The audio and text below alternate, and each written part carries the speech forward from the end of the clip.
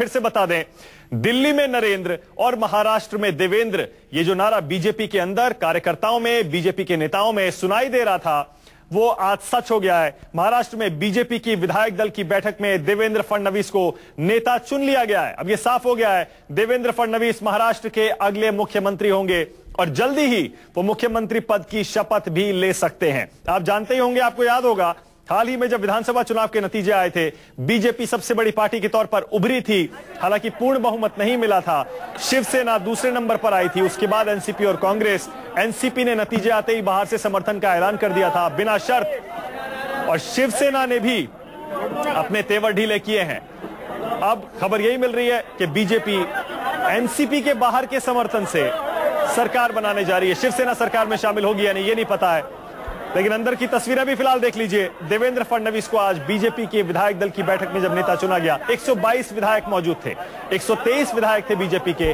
एक की मृत्यु हो गई है 1-2 दिन पहले ही, और अब देखिए 122 विधायकों ने देवेंद्र फडणवीस को अपना नेता चुन लिया है। दिल्ली से राजनाथ सिंह और जेपी नड्डा खुद बीजेपी विधायकों की इस बैठक में भाग लेने के लिए पहुंचे थे, और उन सबके बीच में देखिए आरपीआई के रामदास अठावले भी हैं। इसमें देवेंद्र फडणवीस को अपना नेता चुन लिया गया। अगले मुख्यमंत्री महाराष्ट्र के देवेंद्र फडणवीस ही होंगे। नागपुर से विधायक हैं, और जैसा कि हमारे संवाददाता विनोद जगदाले बता रहे हैं, बीजेपी का काफी समय से चेहरा रहे हैं नागपुर में, विदर्भ में, बल्कि पूरे महाराष्ट्र में भी। विनोद, जरा ये और बताइए कि सरकार कैसे बनेगी? अब अगर दावा पेश करेंगे, शपथ लेंगे, उसके बाद विधानसभा में बहुमत साबित करना पड़ेगा। कैसे बहुमत साबित करेंगे?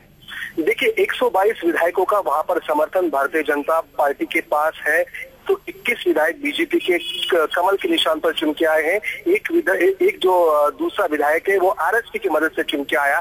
7 निर्दलीय वहां पर उनको समर्थन हासिल है, 7 विधायकों का जो निर्दलीय चुन के आए हैं। इसके अलावा बहुजन विकास आघाड़ी जो वसई विरार मुंबई के नजदीक इलाके, वहां पर उनके जो 3 विधायक है वो भी उन्हें समर्थन कर रहे हैं। और रायगढ़ की एक पार्टी है शेतकरी कामगार पार्टी, उसके भी कुल मिला के 3 विधायक इनके साथ हो चुके हैं। और भारी बहुजन महासंघ, इसका भी एक विधायक इनके साथ है। सिर्फ 14 कम सीटें कम पड़ रही हैं विधानसभा में बहुमत साबित करने के लिए। अगर वो अल्पमत की सरकार बनती है, जब विधानसभा में बहुमत पेश करने का जब राज्यपाल आदेश देंगे, तब अगर एनसीपी के 41 एमएलए अगर अपनी सीटों पर नहीं होंगे, तो सरकार यहाँ पर अपना बहुमत पूरी तरीके से वहाँ पर पेश कर सकती है, साबित कर सकती है। शरद पवार ने विनोद, लेकिन आपको लगता नहीं है कि बीजेपी से सवाल पूछे जाएंगे? जिस एनसीपी को भ्रष्टाचारवादी पार्टी नरेंद्र मोदी कह रहे थे, अगर उसके बाहर के समर्थन से अल्पमत सरकार बीजेपी बनाएगी और शिवसेना को साथ नहीं लेगी, तो सवाल तो पूछे जाएंगे। ऐसे में कोई और रणनीति जरूर इस समय अंदर पक रही होगी कि शिवसेना को भी साथ ले लिया जाए। देखिए, रणनीति एक ये भी है कि किसी न किसी पार्टी में एक फूट करके कम से कम 15 विधायकों का टू थर्ड किसी पार्टी में होते, किसी पार्टी के 15 से 20 विधायक टूटते हैं, तो वो सीधा आकर बीजेपी को समर्थन कर सकते हैं और उन्हें अलग गुट की मान्यता मिल सकती है, क्योंकि उन्हें दोबारा चुनाव ना लड़ना पड़े।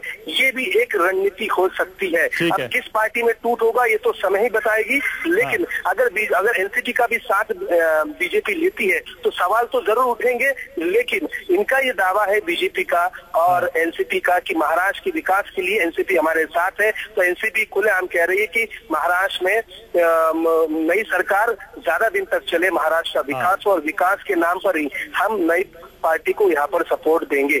ठीक है। अच्छा विनोद, ये भी बता दीजिए, अब जबकि देवेंद्र फडणवीस को बीजेपी ने अपना नेता चुन लिया है महाराष्ट्र में और यह तय हो गया कि वो अगले सीएम बनेंगे, शपथ कब लेंगे? आज शाम को क्या दावा पेश करने के लिए भी टाइम फिक्स हो गया है? देखिए, शाम को 6 बजे जैसे ये मीटिंग खत्म होगी, ये सारे विधायक और जो भी नेता है, वो नेता सी विद्यासागर राव जो महाराष्ट्र के राज्यपाल हैं, उनसे मुलाकात करेंगे। 6 बजे का मीटिंग का वक्त मुकर्रर किया गया है और ये अपना एक पत्र राज्यपाल को सौंपेंगे और राज्यपाल उन्हें सरकार बनाने का न्योता यहाँ पर देंगे। 30 तारीख फिक्स की गई थी शपथ विधि के लिए, लेकिन प्रधानमंत्री नरेंद्र मोदी व्यस्त होने के चलते वो 30 तारीख को मुंबई नहीं आ सकते, जिसके चलते 31 तारीख को मुंबई में एक शानदार शपथ विधि होगा, जहां पर बॉलीवुड हो, क्रिकेट हो या फिर बिजनेस जगत की तमाम हस्तियां इस शपथ विधि में वानखेड़े स्टेडियम में मौजूद रहेंगी। ठीक है।